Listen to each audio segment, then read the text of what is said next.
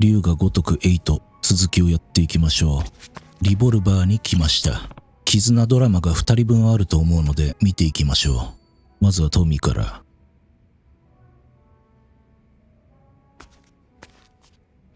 ようトミー。よう一番、ちょっといいか？相談したいことがあるんだ。もちろんだ。相談？おう、喜んで付き合うぜ。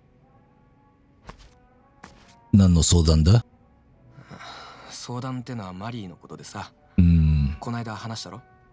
俺が無償送りにされた後、彼女は追い詰められて姿を消した。多分俺に探されたくねえんだろうけどよ。もしあいつがどっかで幸せにしてるんなら俺も嬉しい。それで彼女の友達何人かに久しぶりに連絡を取ってみたんだ。そうか。マリーがどうしてるか、何か知ってる人がいたら情報ねえかなってさ。もしかして居所が分かったのか？マリーさんの。結論から言や、まあそうだ。まだ確かな情報ってわけじゃないんだけどな。なんかあまり嬉しそうじゃないな。そいつは確かめずにいられないな。なんかあまり嬉しそうじゃないな。なんかあんまり嬉しそうじゃないんだ。マリーさんの居所が分かったのはいいことだろ？ああ、そりゃそうだ。今までは完全に音沙汰なしで無事でいるかどうかも分かんなかったからな。それでも浮かない顔なのはなんでだよ。マリーの友達から聞いた話だよ。彼女、俺が無所に入った後相当参っててさ。だろうな。勤めてた会社辞めたのは俺も聞いてたんだけど、身近な友達とか知り合いとも距離取ってたらしいんだ。で、どうやらハワイからも出てったんじゃないかって噂にもなってた。そっか。だからおめえがマリーさんを探してもすぐ見つからなかったんだな。なるほど。けど今になってハワイのビーチでマリーを見かけたってやつがいてさ。何？どうやらその辺に住んでるみてえだ。遠目に見た限りじゃ元気そうにしてたらしい。それでこれからどうすんだトミーは。会うのか？マリーが立ち直ったのは何年も時間が経って俺とのことをすっかり忘れられたからかも。だとすると俺が会いに行ったら迷惑じゃねえのかな。迷惑だなんて。いや、そんなことねえだろ。おまけに俺は無所出てから病のもとでろくでもねえことばっかやってたんだぜ。今のお前は違うだろ。つら下げてマリーに会いに行きゃいい。それにあいつにはもう新しい彼氏がいたり家庭を持ったりしてるかもしれねえんだ。まあね。トミー、こんなこと相談されても困るよな。困るもんかよ。でも俺はどうしたらいい？ダチだろ。おめえが近づいてったらマリーさんの迷惑になるかもしれねえってことだよな。それで迷ってるんだ。迷ってるってことは生きてんだろ。お前だって立て込んでるのにこんな話だからよ。思ったことをスパッと言ってくれ。客観的に見てどうよ。俺はマリーに会いに行ったりしてもいいのか？正しい答えなんて後からしかわからねえだろ。正しい答えなんてわからねえよ。俺から客観的に見たってそうだよ。まあそうなんだろうけど。だから大事なのは、例えば10年20年経ってその時トミーが後悔しないようにすることだ。確かにおめえが彼女に会いに行くことで迷惑になっちまうかもしれねえ。会いたがってると思うけどな。だけどよ、そいつは彼女が幸せでいるかちゃんとその目で見届けてからの話なんじゃねえか？そうだな。もし彼女が困っていたり助けが必要な状況だったらそれを見過ごすわけにはいかねえだろう。その通りだ。そりゃもちろん。なんだったら俺がおめえの代わりにマリーさんの様子を見に行ったっていい。ただこのまま彼女のことをやり過ごして何年後かにおめえが後悔するようなことにはなってほしくねえ。一番お前出過ぎたことを言ったかもな。何言ってんだ。俺から頼んだことじゃねえか。ありがとな。おかげで背中を押してもらえたよ。おう。そうだよな。まだ今分かってるのはマリーらしき人がハワイにいるってことだけだ。あいつがどうしてるのか困ったりしてねえか。とりあえずそこまでは確かめねえと。そうだぞ。達者でやってるといいな、マリーさん。そうだな。そうだな。その場合、もう俺の出る幕はねえけど、あいつが幸せでいりゃ、それが何よりだ。その通りだ。大人だな、トミーは。なんでお前が落ち込んでんだよ。いや、偉そうなこと言ってあれだけどよ。実は、俺の方も煮え切らなくってさ。プロポーズした子がいるんだけどよ。その後、ずっと返事をしてもらえなくてよ。おいおい、そんなお前にアドバイスされた俺の身にもなれよ。やっぱそう思った？よかったら俺のアドバイスいるか？どうかな。トミーがマリーさんの幸せを見届けたら聞くとするよ。まったく最後に締まらねえ話になっちまったな。ねえ、こういう時は飲んで酔っちまうに限る。だな。だな。乾杯。富澤は絆が深まったことで近くで仲間がダウンさせた敵にたまに追撃するようになった。まだまだありそうだ。マリーさんの話は絆ドラマで描かれていくんだね。見ていきましょ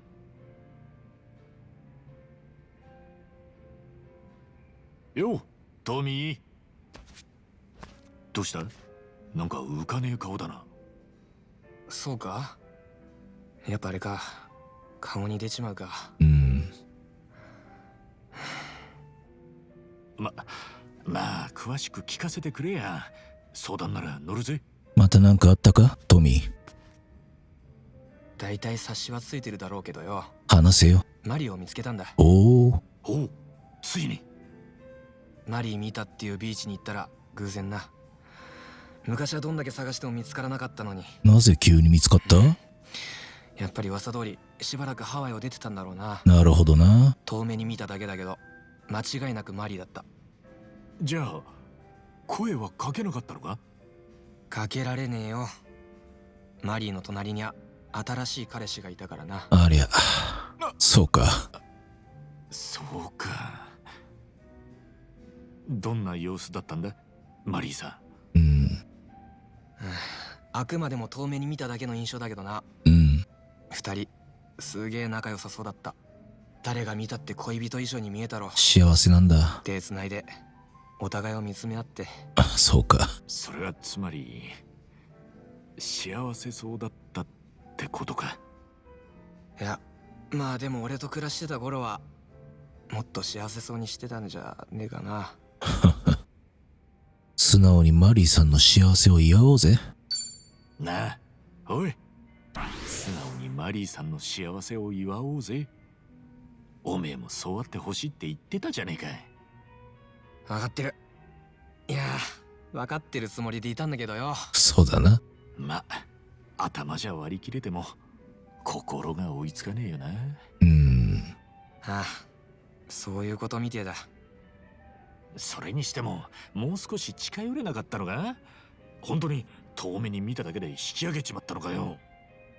だってよ、もしも新しい彼氏とうまくいってんなら俺は邪魔者でしかねえんだぞ。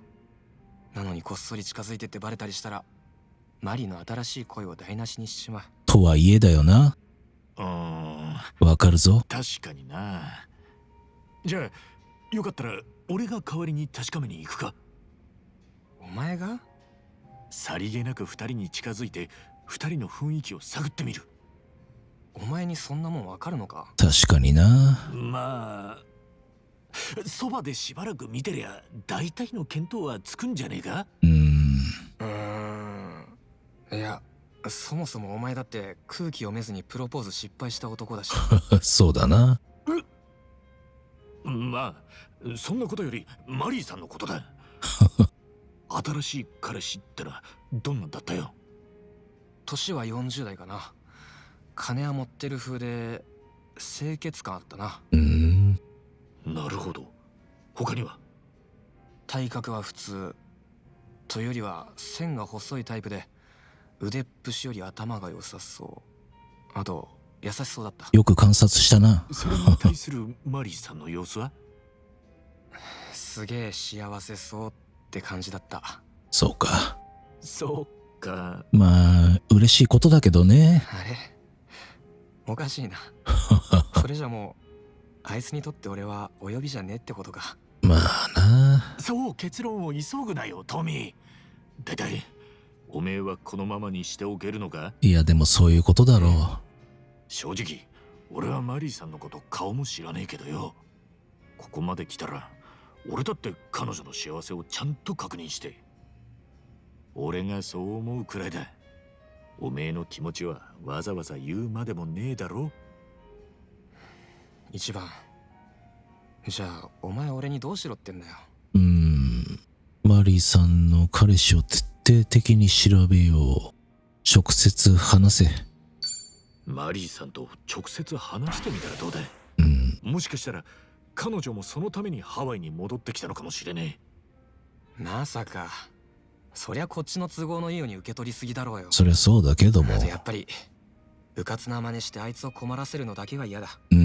少なくとも今はまだマリーの間に出ていく段階じゃねえよ。優しいな。そっか。いや、そうかもな。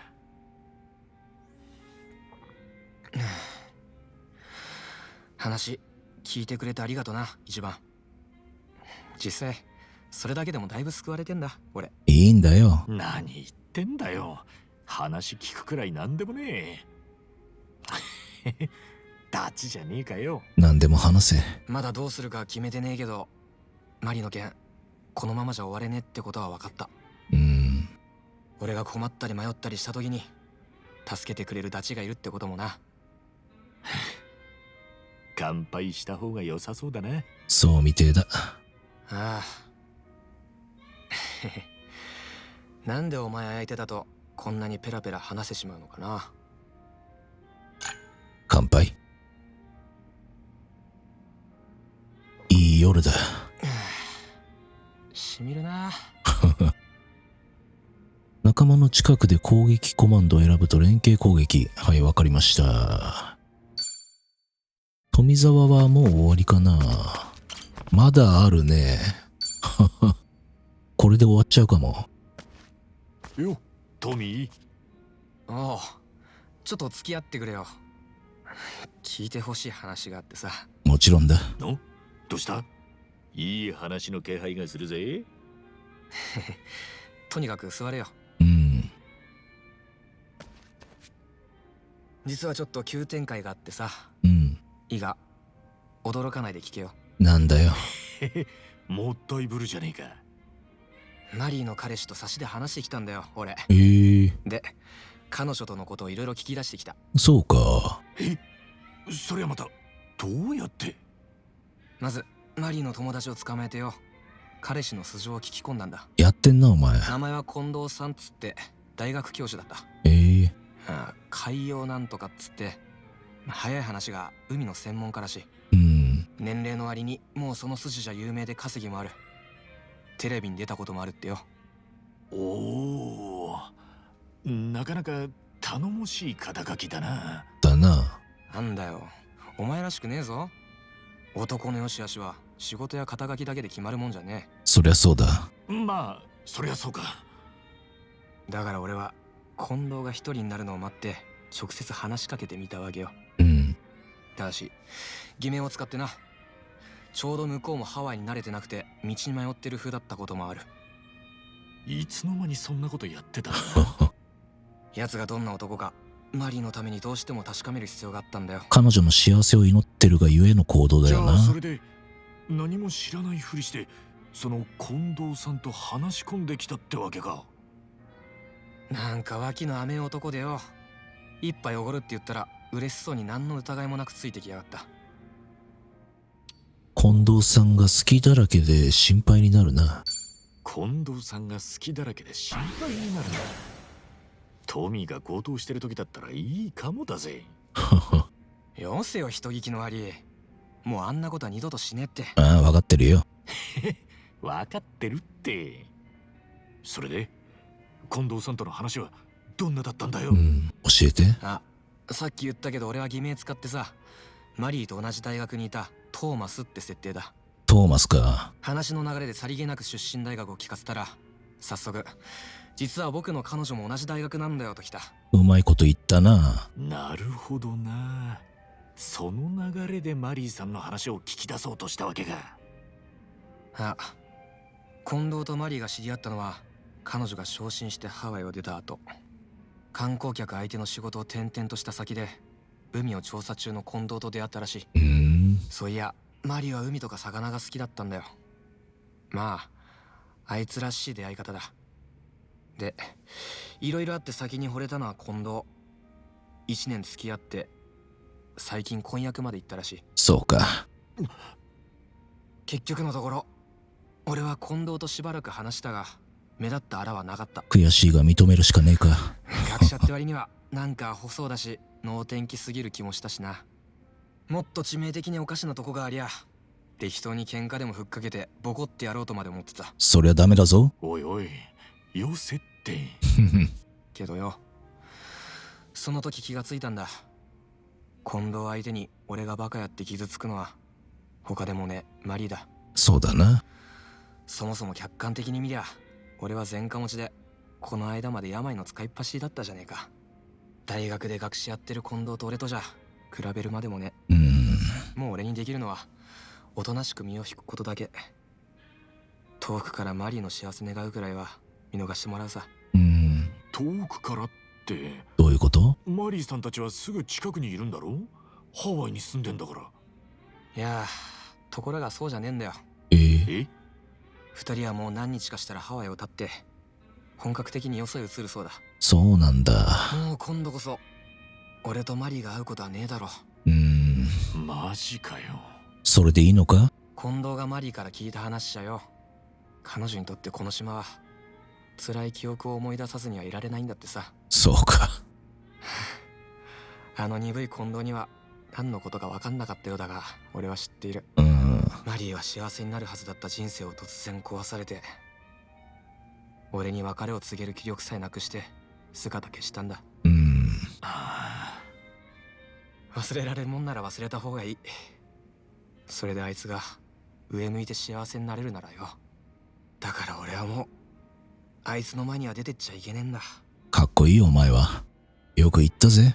お前は最高にいい男だよ。トミー、よく言ったぜ。おめえは最高にいい男だよ。本当だ。お前に言われてもな。いやでもお前だけだ、そんな風に言ってくれんのは。いつかみんなおめえの良さがわかる。俺が請け負う。できたらマリーさんにも今のを聞いてほしかったな。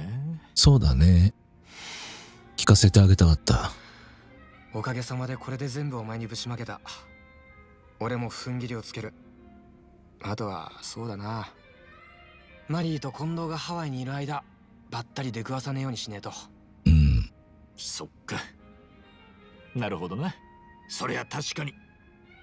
ま、ばったり鉢合わせたら人違いだと言い張りゃいい。俺は気のいいトーマスさんを演じ通すぜ。そんな場面が来ないように祈るよ。もし来たら俺はどんな顔してりゃいいかわからねえ。へへ、そいつは見物だ。乾杯して祝おうか、トミー。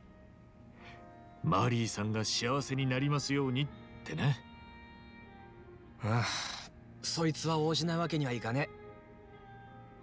それじゃ乾杯。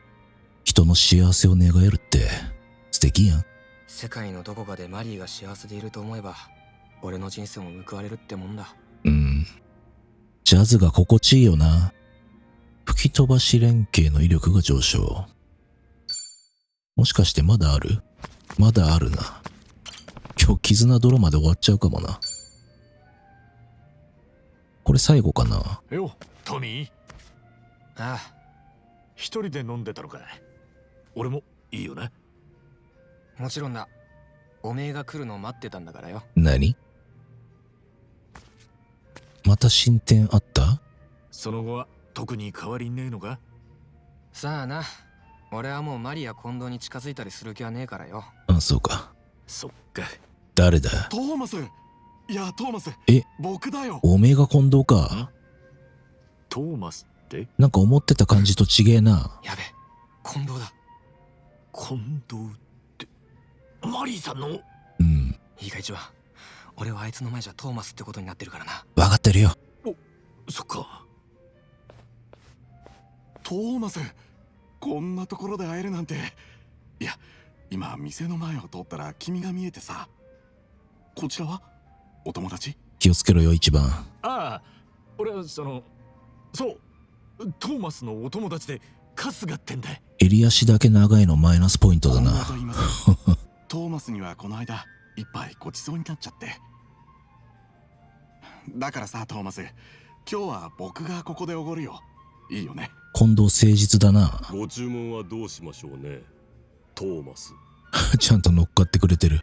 そうだな。トーマス、どうすんだ？遠慮はいらないよ、トーマス。そんなトーマス言うなって。いや、すまねえ近藤さん。今取り込んでてさ。また今度にしよう。な。そう？じゃあそうだ。連絡先教えてもらえる？前に話した僕のマリーにもぜひ会ってほしいし。そりゃまずいよ。僕はさ、慣れないハワイで優しく声をかけてくれた君にすごく感謝してるんだよ。ああ、それは嬉しいんだけど、俺の連絡先はちょっとな。あれ？どうかしたトーマス？僕何か気に障ることでも言ったかな？いや、そうじゃねえんだけど。何？悪い今度。とにかくここを出ようか。外で話そう。なんで？とにかくここはちょっと周りの目が気になる。それもそうだな。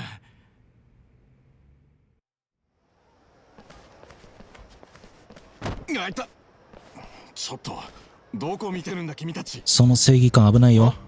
Fuck you say to me? Fuck you say to me? あーっと待った。今のは近藤が悪かった。すまない。勘弁してくれ。なんで？そりゃないだろトーマス。今の見てなかった？多分彼らをわざとぶつかってきたんだ。終わらせようもうねどうせす。ぐ因縁つけて金を出せって言ってくるよ。ことは荒立てちゃうから。よせ、向こうさん怒ってるぞ。大丈夫。これでも僕は空手の有段者でね。腕には覚えがあるんだ。せい！やめろって。あんたもうすぐ結婚するんだぞ。ここでバカな真似したらまたマリーが傷ついちまうだろうが。また傷つくって。Cuz, all three of you need to shut the hell up. And this guy needs to apologize. Let's get that wallet out, jerk off. My patience is only getting more expensive. わかった。金だな。待ってろ、今出すから。ダメだってトーマス。そんなこと君にさせられない。I'm about to take your head off too, bro. あんたは関わるな、近藤さん。さっきトミーが言ってたの聞いたろ。トミーって。んなことはどうでもいい。とにかくあんた下がったろ。絶対に手を出すな。ようお前ら、そっちの空手男は俺の手下なんでな。文句があるなら俺に言え。トーマス。あんたは行け近藤。もう俺にも構うな。でもこうなったのは僕のせいなのに。マリーにトーマスがよろしく言ってたと伝えてくれや。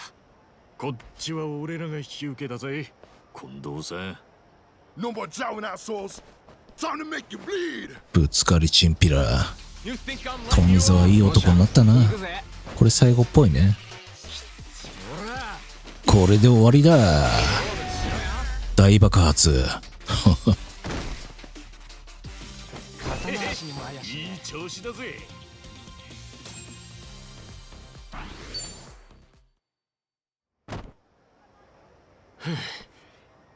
へえ、こいつらには悪いことしたな。そうだな。やりすぎちゃったな。おいお前ら、もうおとなしくしてろよ。さもなきゃこっちはまだまだいけんぞ。さっきの空手男にも手を出すんじゃねえぞ。分かったのか？近藤さん、もう行け。この乱闘騒ぎとあんたは無関係だった。いいな。トーマス。俺はあんたが思ってるようなやつじゃない。少し前まではヤクザやってたんだ。だからこれ以上お互いに踏み込むのよそう。俺の連絡先も教えるわけにはいかねそんな。え。ただ虫がいいようだがよ、最後に一つだけ言わせてくれ。え？いいか近藤さん、あんたがバカな真似すればマリが傷つくことになる。例えばさっきあんたがうかつに喧嘩なんかしたら、勝っても負けてもいいことは何もねえ。取り返しのつかねえ怪我を負ったり負わせたり、警察の厄介になって仕事も失ってたかもしんねえ。もうあんたの人生は自分一人のもんじゃねえんだ。そうだな。あんたの隣にいる人のことを考えてやってくれ。頼む。しみるぜ。はい、わかりました。ありがとな。なんだか巻き込んで悪かったな一番。いいんだよ。さあ行くか。どんどん巻き込め。おお。ダチなんだからよ。僕はマリーのことをきっとあなたと同じぐらい大事に思っています。何？正直言ってあなたがそこまでマリーのことを気遣ってくれていたなんて想像以上でした、トーマス。うん。いえ、富澤さん。知ってたんかい。なんで名前を。どういうことなんだ。聞かせろ。こちらの皆さんは僕が雇ったんです。店の前でばったりぶつかったのはそういう打ち合わせだったんです。何してくれとんねん。皆さんのおかげで助かりました。お礼はまた後ほど。Sure thing, Mr. Kondo. Whew. These guys were no joke. ボコボコにしちまったよ。悪かったな。近藤、あんたは一体。申し訳ありません。僕はあなたを試してたんです、富澤さん。どういうこと？初めて会った時のこと覚えてます？僕が道に迷っていたところを声かけてくれましたよね。ああなたは自分から僕に声をかけたつもりでしょうが、実は僕が声をかけやすいようにしてたんです。あの時点ですでにあなたのことは調べていました。マリーの恋人だった方で無実の罪で刑務所へ入れられていたことも全部。なんだと。マリーはハワイに心残りがあると言っていました。もちろんあなたとのことです、富澤さん。最後にお別れを言わないわけにはいかないと。じゃあマリーは俺があんたと会ったことを知ってるのか？ええ、あなたと一目会って区切りをつけたいという彼女の思いを無限にはしたくない。会えるんだ。ただ僕はあなたが出所した後、病というヤクザの部下になったことも掴んでいました。だから悩みましたよ。愛するマリーの願いは叶えたいが、あなたと出会うことでかえって辛い思いをするかもしれない。それでさっきの連中をけしかけたのか。トミーがどんなやつかを試すために。はい、それについては詫びるほかありません。ですが僕はマリーを傷つけたくなかった。なるほど。俺だって偽名使ってあんたに近づいたんだ。騙そうとしたのはお互い様だ。それで近藤さんよ、あんたの目にトミーはどう映ったんだ。富澤さんから見て僕は好ましい人間じゃなかったはずです。自分のいない間に恋人を奪った男なわけですから。それはちげえぞ。にもかかわらず富澤さんは僕をトラブルに巻き込むまいと身を挺して喧嘩から遠ざけようとしてくれた。マリーを守るために。改めて富澤さん、あなたを試すような真似をして申し訳ありませんでした。綺麗な謝罪だ。あなたは立派な方です。あの人はマリマリー？どんな人？綺麗っぽい。俺たちはちょいと外すか、近藤さん。ああ、見れないのか。顔は見えないんだ。よ、隣が一番。ああ、まあこれですっきりしたな。でもな、マリーさんとはきっちりお別れを言えたのか。まあな、近藤のやつは俺が思ったよりずっと頼もしい男なんだろさ。それよかったな。そっか。辛いけど。何より彼女幸せだってよ。一番聞きたかった言葉だ。だな。お前のおかげだよ一番。また今回もいろいろ助けてもらったな。またってなんだよ。お前と出会ったおかげで俺は病のとこから抜けると決めた。でそれがあったからマリーとまた会えた。最後のチャンスを逃さずに済んだ。持ち上げすぎだよ。言葉で何言ったとこで感謝しきれるもんじゃねえ。だから好きなだけ飲んでくれ。俺のおごりだ。俺はもうおめえの懐具合だってよーく知ってんだ。だから一杯だけおごられることにするよ。好きにすりゃいいさ。マスター、いいかい。この店で一番高い酒を一杯。ええ、お待ちを。いいか、トミー。なめんな。当たり前だろ。あ、それ俺もだ、マスター。2杯頼むよ。豪気だね。高い酒ってのはこういう時に飲むもんだ。本当にありがとうな、一番。これからもよろしく頼むぜ。おう。それじゃ乾杯。近くで仲間がダウンさせた敵に追撃しやすくなった。いい話だったね。全部見たってことね。ジョブチェンジの際に選択できる衣装が増えた。これちーちゃんもあるんだよね。今日絆ドラマ会ですね。どんな話だろう、ちーちゃんは。よ、ちーちゃん。どうも。お先にいただいてるよ。だな。ここ座っても。ええ、どうぞ。それじゃ遠慮なく。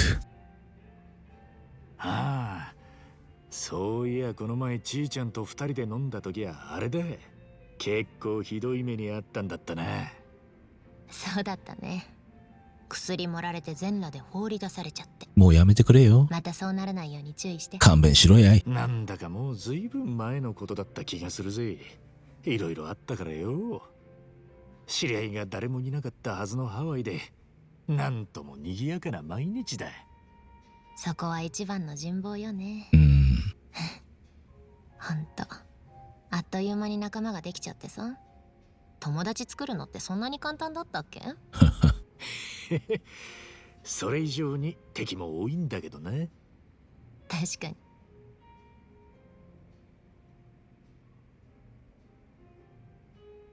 私はこうしてると父と飲んだことを思い出すな。ちーちゃんの親父さんっていうと富士宮家の一番偉い人？会長って呼ばれてる。いつも仕事の取り巻きがいてね。逆に家族っていうのは彼にとってお飾りみたいなもの。なるほど。お飾り？なんだいそりゃ。偉大なる富士宮グループの代表なら理想の父親として家族にも愛されてなきゃ。母や私はそのイメージを演出するための道具に使われることが多かったわけ。うちの家族写真を撮るときなんてスタッフだけですごい人数。企業の CM みたいだったからね。あんまり親父さんを好きじゃないんだな。あんまり親父さんを好きじゃないんだね。まあそうだね。良好な親子関係とは言えない。親父さんとはよく飲んだろかい？さっきその時のことを思い出してたんだろ？ああ、そうだね。でも父と飲んだのは一度だけ。ハワイに来る前に。しかも楽しかったわけじゃない。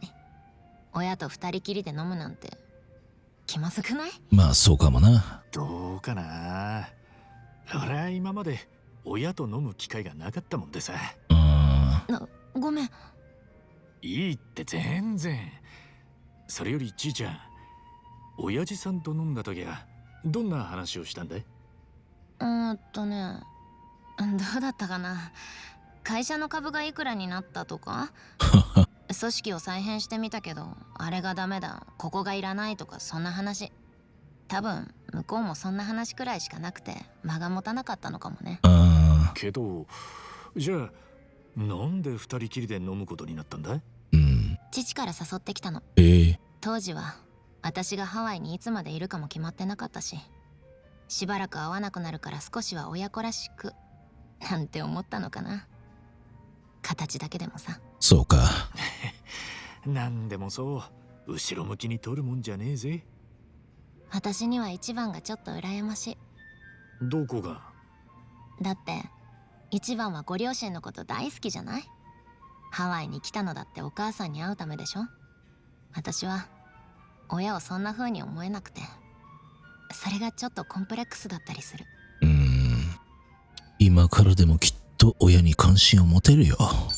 今からでもきっと親に関心を持てるよ。まだご健在なんだろ？そうだね。それはそう。年だって一番と大して変わらないし。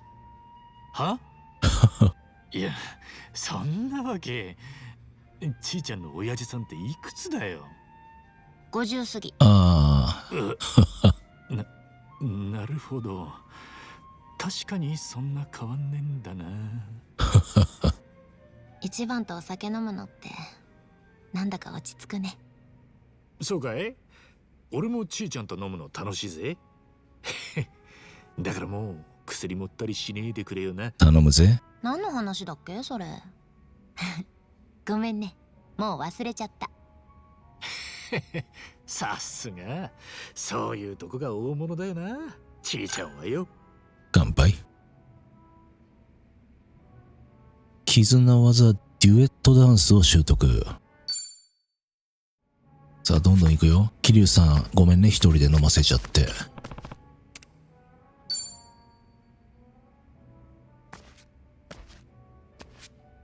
よちいちゃん。よかったらまた一緒にどう？喜んで。おう、ご商売に預かるよ。私日本にいた頃はこんな風に飲まなかったんだよね。男の人と二人きりなんて。へえ、意外だな。じゃあハワイに来てガラッと変わった？まず一番とは出会った時に茜さん家で飲んだよね。その後は確かドワイトとも二人きりで。麺ですね。ドワイトってバラクーダのか？他にいないでしょ。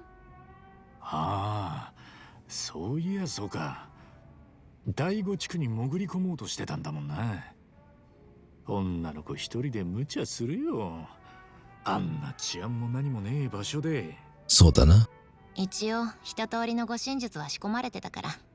富士宮家の箱入り娘としてね。さすがだ。師匠が良かったの。師匠？だから多少の危険ならしのげるって自信はあった。師匠？誰なんだ？と言っても私にとってはジーヤでさ。生まれた時からずっとそばにいてくれた人。どんな護身術を仕込んでくれたんだ？ジーヤはどんな護身術を仕込んでくれたんだ？さあ、いろんなのが混ざってたんだけど、私に合うようにアレンジしてくれてたみたい。そうか。別の先生に習ってたダンスとかバレエの動きを活かしたりしてね。へえ、やっぱそういうの聞くとご令嬢なんだなって思うよ。本当だね。その分うちの両親は子育てのもろもろ全部各担当者に任せきり。今まで私が身につけた大半は彼らに教わったものね。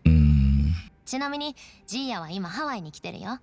私のお目付け役としてね。あ、そうなの？じゃあ今頃ちいちゃんのこと心配してるんじゃねえか。ジーヤ一人きりかよ。でしょうね。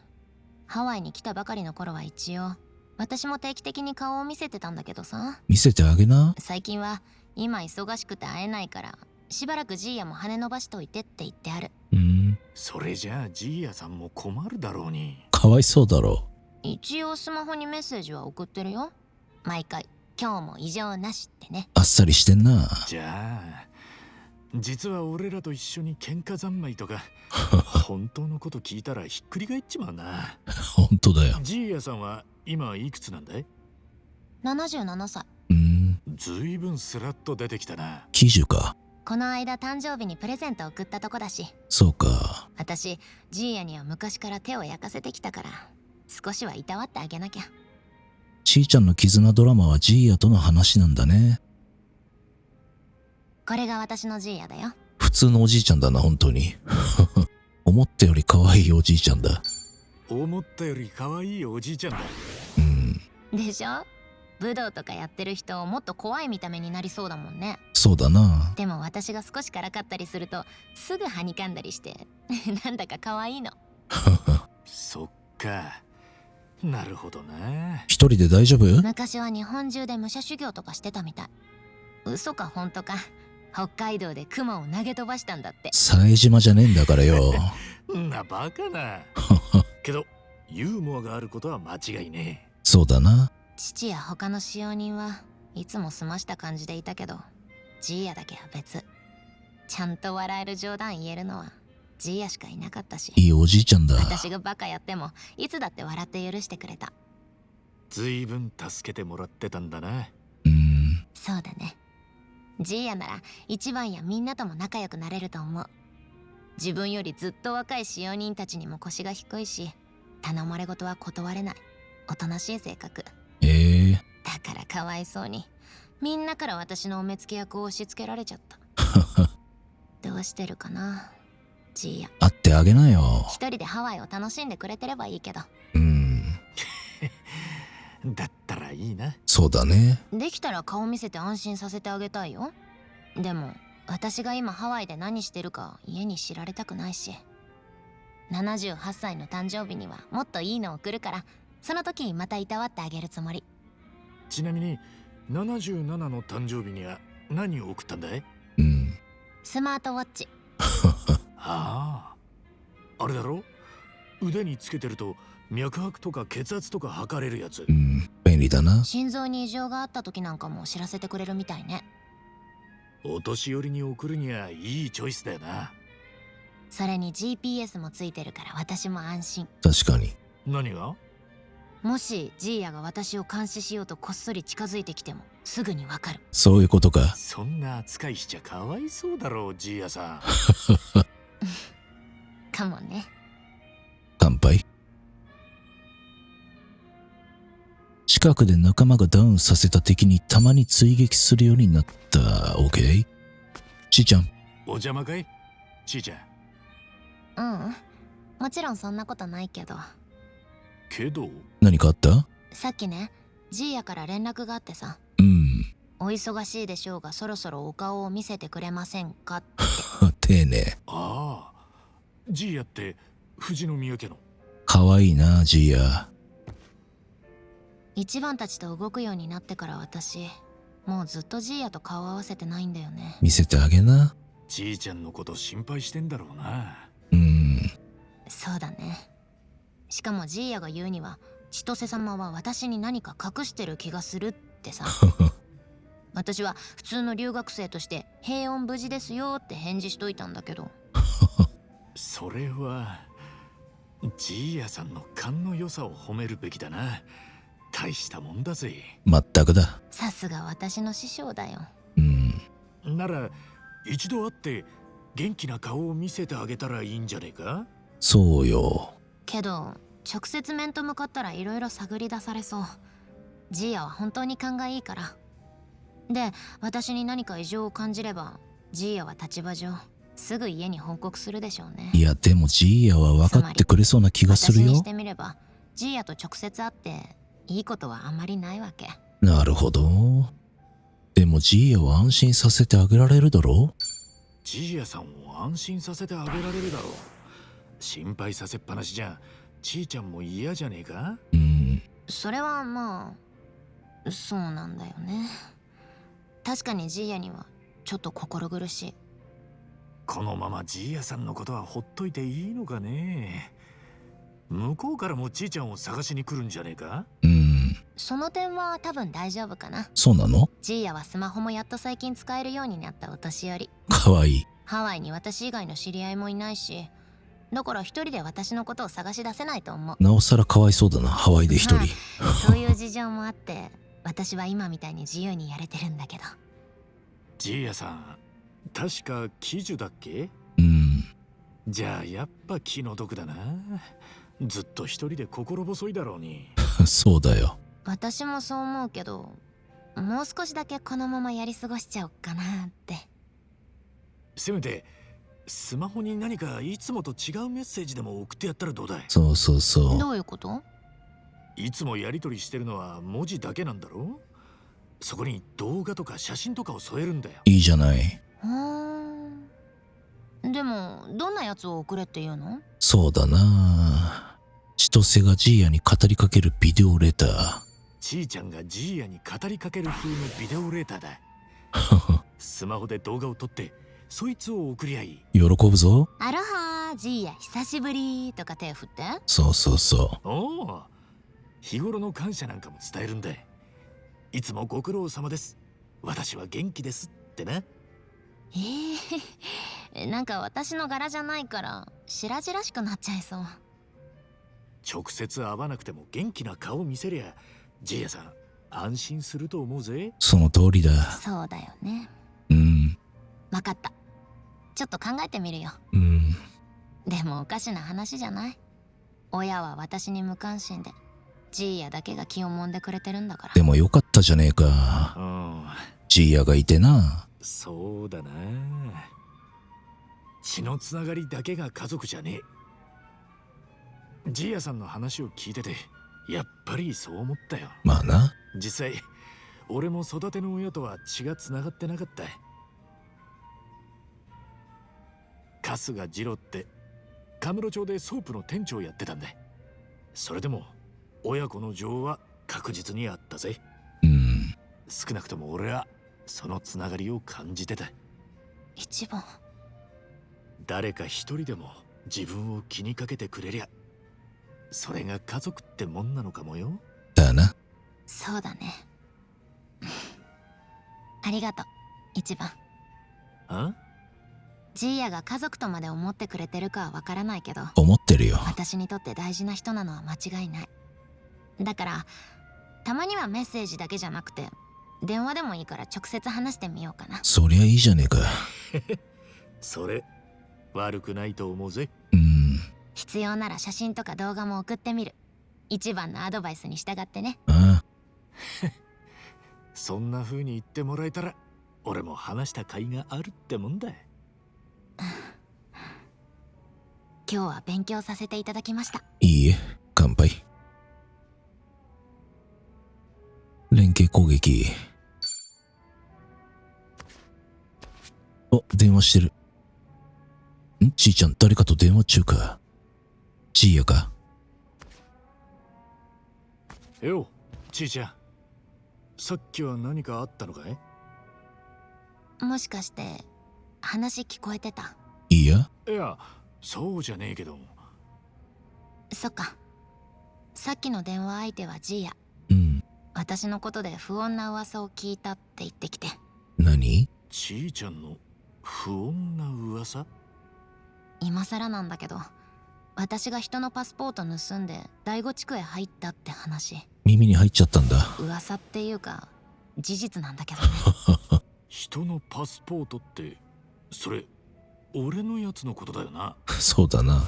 その話がどういうわけかジーヤの耳に入ったみたい。なぜ？バラクーダの巣窟に私が行こうとしてたって。どっから仕入れたんだ？でもそりゃもうとっくに済んだ話だし、ジーヤさんには人違いとか言って白を切りゃいいだろう。そうしたんだけど、ジーヤとしては噂を聞けば聞くほどお嬢様の特徴と一致するって動揺してるの。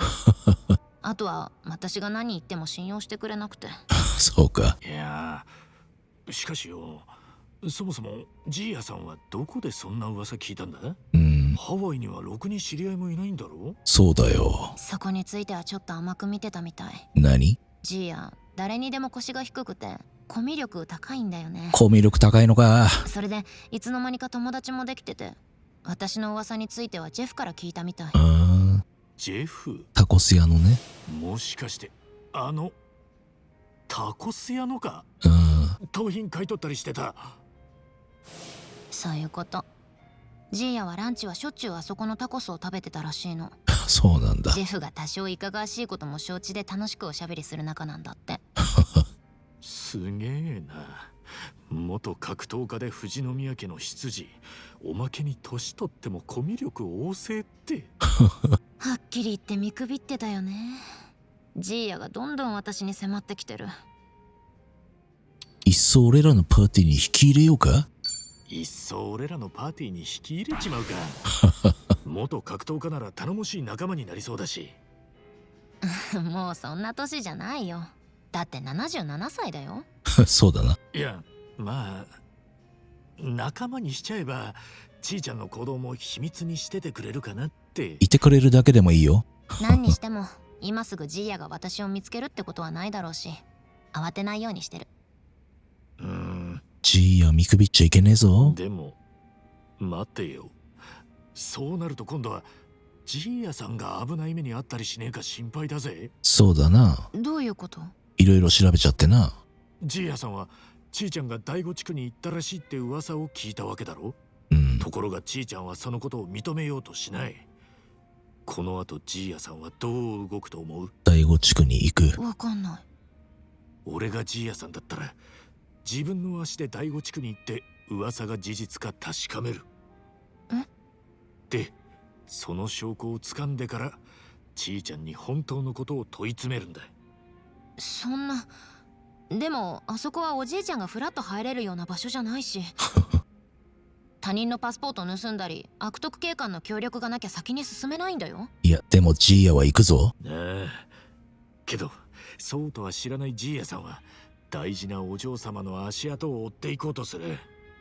だからその時バラクーダのチンピラなんかから痛い目に遭わされねえかなって。いや心配だよ、強いとはいえ。参ったな。じゃあとりあえずまたジーヤに連絡してみる。もし第五地区に行くようだったら絶対行かないように言っとかなきゃ。そうだぞ。ジーヤさんから目を離さない方がいいな。しばらくジーヤさんから目を離さない方がいいな。四六時中とはいかねえだろうけどよ。そうだね。これじゃ私とジーヤどっちがお目付け役かわかんないじゃない。まあそう言うな。確かにそうだね。ジーヤに心配かけてるのは反省してますけど。そうよ、お互い様よ。今日はなんだか首相だな、ちーちゃん。かもね。私がジーヤを心配する日が来るなんて。大人になったってことだ。ちーちゃんが。そう思ったら時の流れを感じちゃってさ。じゃあ覚えときな。そういう時に飲む酒はしみるぜ。知らなかった。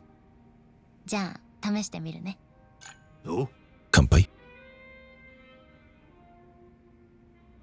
連携の威力が上昇。次最後かな。あ、もうないか。